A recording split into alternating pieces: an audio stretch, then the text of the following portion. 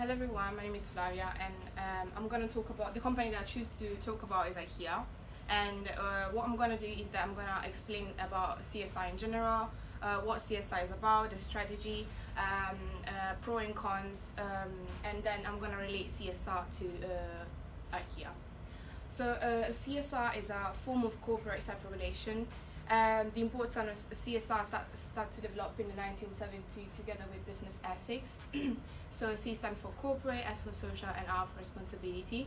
And is a corporate self-regulation, and nowadays is considered one of the most, is the core value of most businesses, as it can improve an organization's reputation, ensuring its long-term future. But before we go into details, we're going to analyze CSR, looking at some theoretical models that enable to understand and examine corporate social responsibility through different point of view. So firstly, CSR can be investigated, knowing what contribution should business make to society. And this depends on how you see the relationship between business and society. So society need business to jobs and pay jobs, you need business for investment, innovation, profit and taxes. As businesses, we need society to create demand as consumers, public assets and infrastructure, like for example health systems and legal protection. So depending on the view on which CSR and businesses are perceived, it's possible to determine two different point of view theories to compare and contrast. So we got the shareholders theories and the stakeholders theories. The shareholders theories is about that according to Milton Friedman, corporate's first responsibility is profit to its shareholders. So always means that business should do business and leave society to do itself, always within the ethical framework and ethical custom of the country. Stakeholder theory says instead that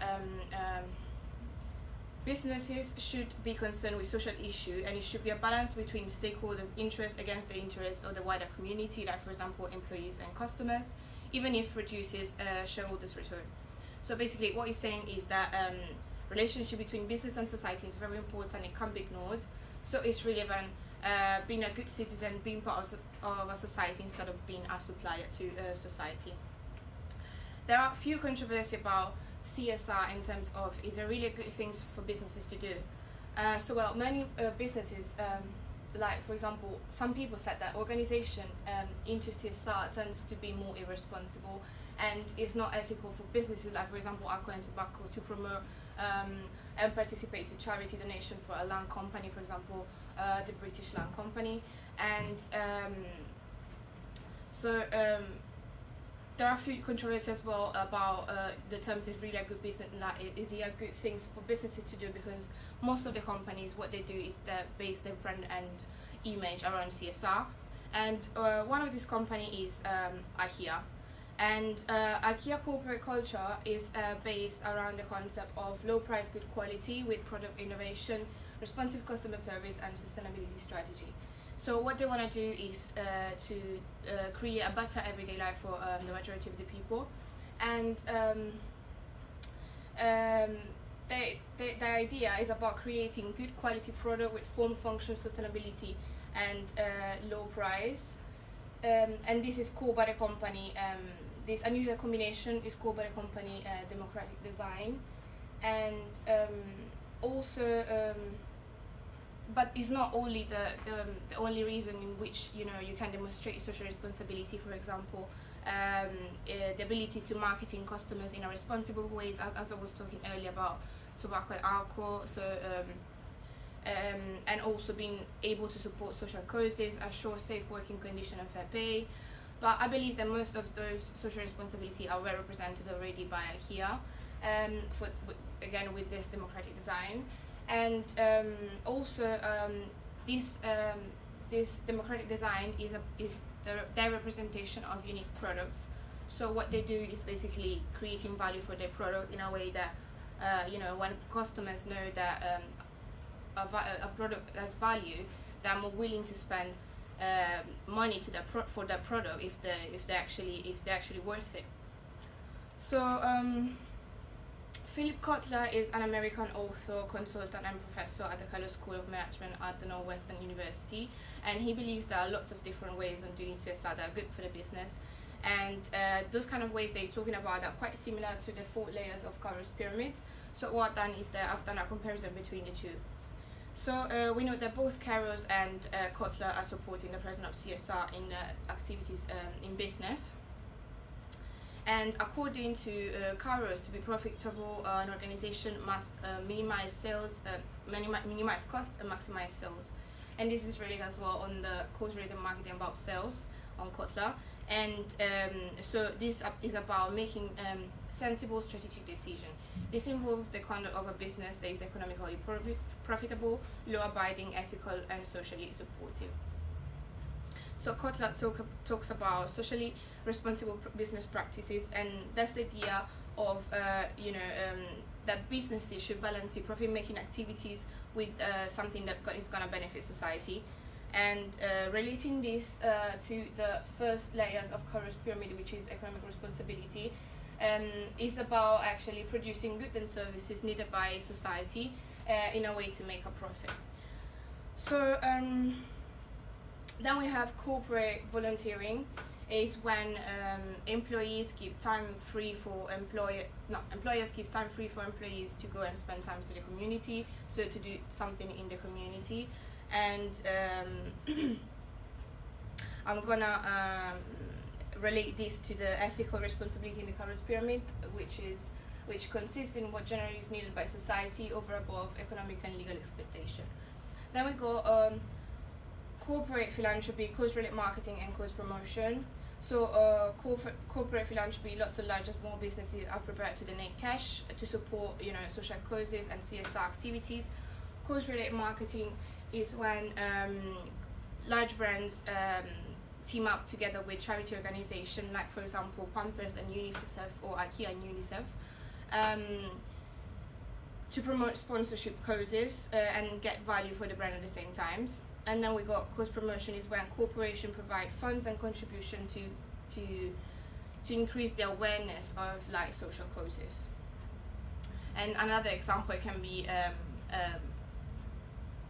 British Airways change for the good, and is usually manifested the most when companies have easy access to the target market.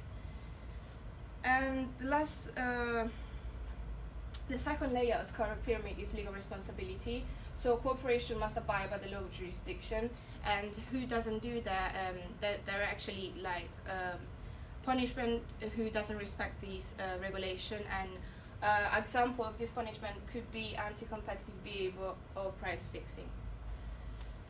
Caro's full strategy can be for social responsiveness could be reaction, defense, accommodation, and proaction.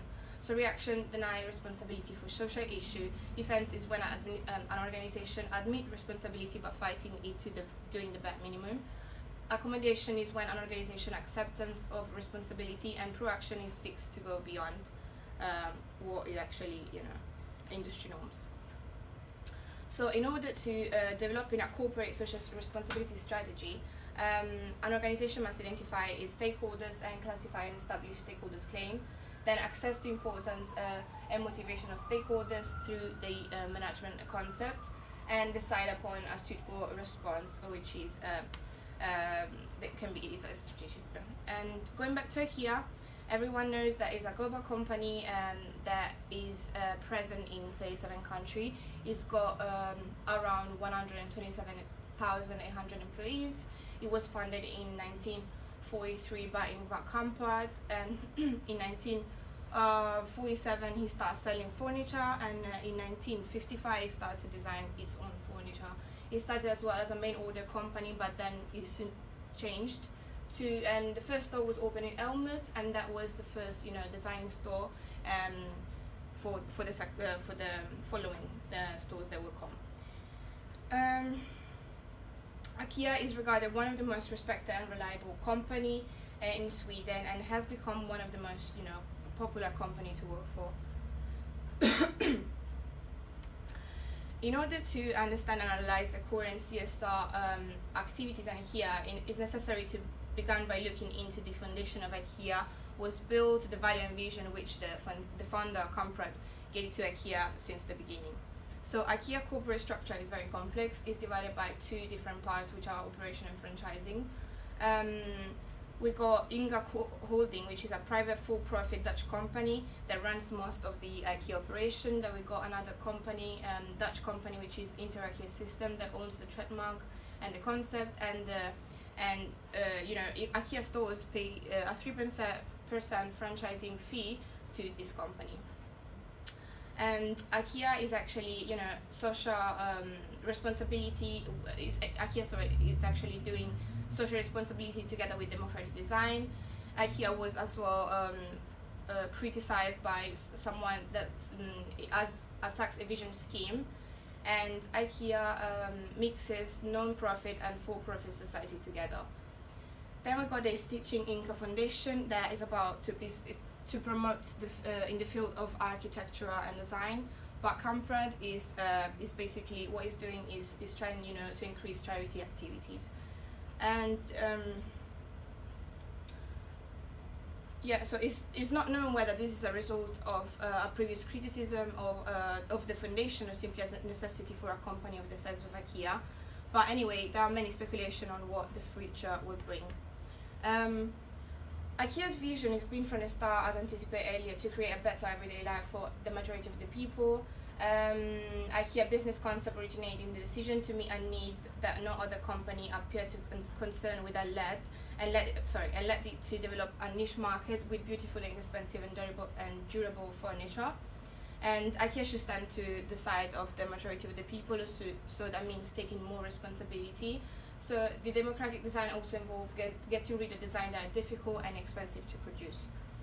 The cost question is very important it's a strong part of the business idea, because the wasting resources is considered by IKEA a mortal sin. And Comprad has also another dream, which was the dream of good capitalism. Which is the idea that good in a profit-making business can be combined with lasting social vision, and this is referred to, as I talked before, Kotler social responsible business practices. So this implies the goals of developing and achieving a better future for IKEA customers, as well as people working for IKEA, that are believing that by working for IKEA, they're actually working for a better society, thereby contributing to a better world. IKEA CSR is referred to as environmental and social responsibility going beyond legal requirements. And in the 1990s, IKEA started with optimizing product life cycles. And from 1995, they start to make more social causes in the social agenda. And one of the first cooperation project was the one with WWF and IKEA. It was about to promote responsible forestry, better cotton cultivation, and to address climate change, and this was done in 2002. Then we got another example is IKEA Goes Renewable, which is about reducing the impact of the environment, transporting products with reduced emission of carbon dioxide, and working to develop product with less negative environmental impact through the entire product life cycle. So from the designer stage to the disposal stage, and this is called by the company environmental design.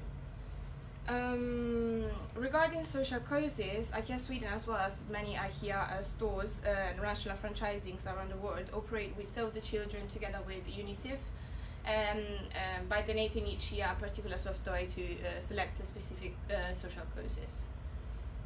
CSR fit perfectly with IKEA values and social vision, and is vital because it means that the company contributes to more than just selling and purchasing.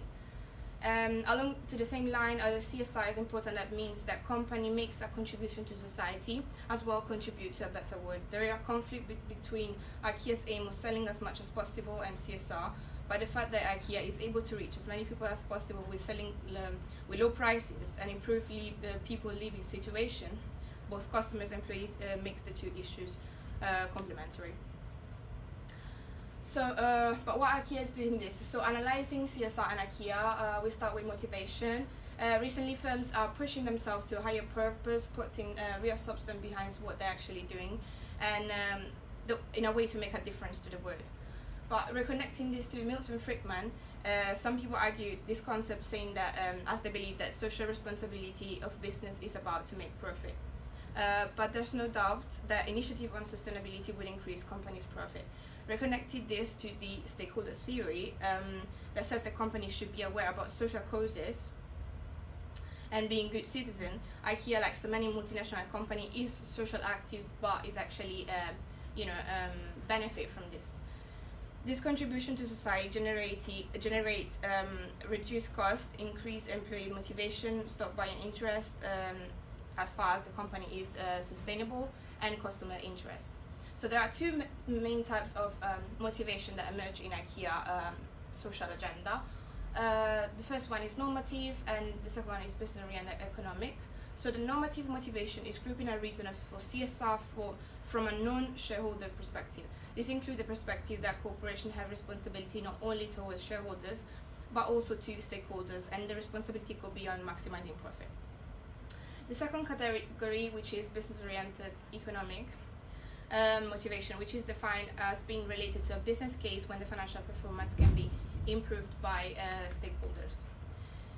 IKEA CSR strategy can be considered business-oriented or altruistic strategy. This because IKEA is a foundation and it has no shareholders to maximize the returns. So previously as well as present, most of these CSR efforts were related to core business activities, and IKEA was focused on engaging partnership, like for example UNICEF, in order to benefit sales and reputation. The current IKEA strategy is the citizenship strategy, and which involves IKEA social responsibilities in the extent to which they meet legal, ethical, and economical responsibility as established by shareholders. It's really clear that IKEA has not reached this yet, but because even if IKEA has a proactive dialogue with NGOs, it doesn't have a dialogue and a communication with their own partners. So the input of stakeholders such as customers, employee, and supplier is still rather low.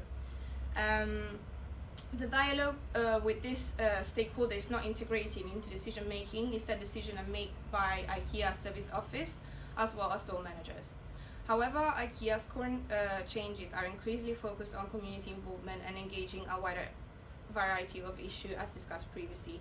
Therefore, IKEA CSR is very strategic as it contributes to enhancing competitiveness and moving towards integrating more generic issues in its CSR agenda.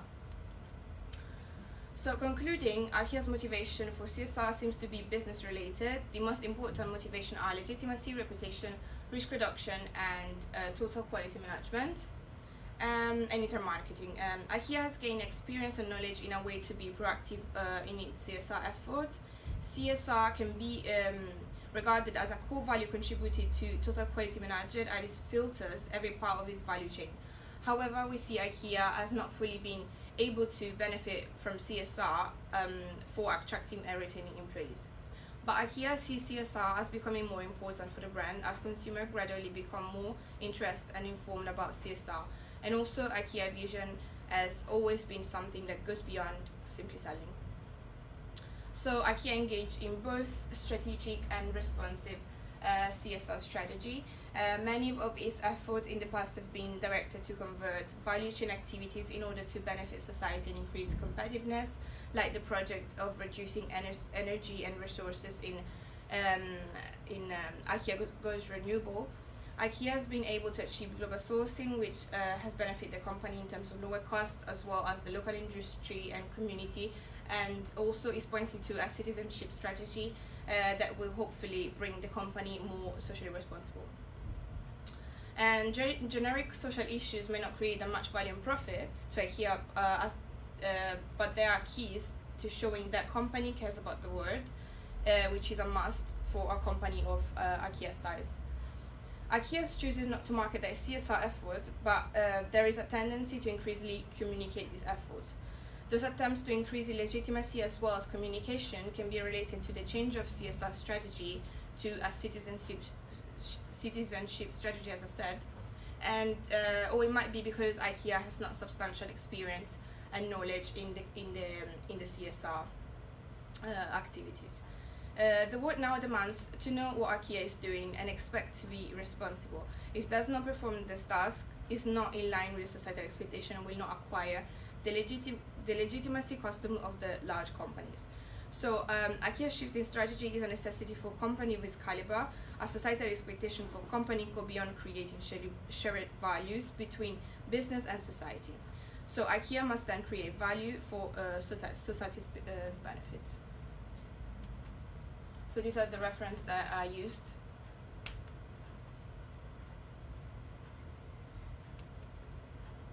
Thank you for watching.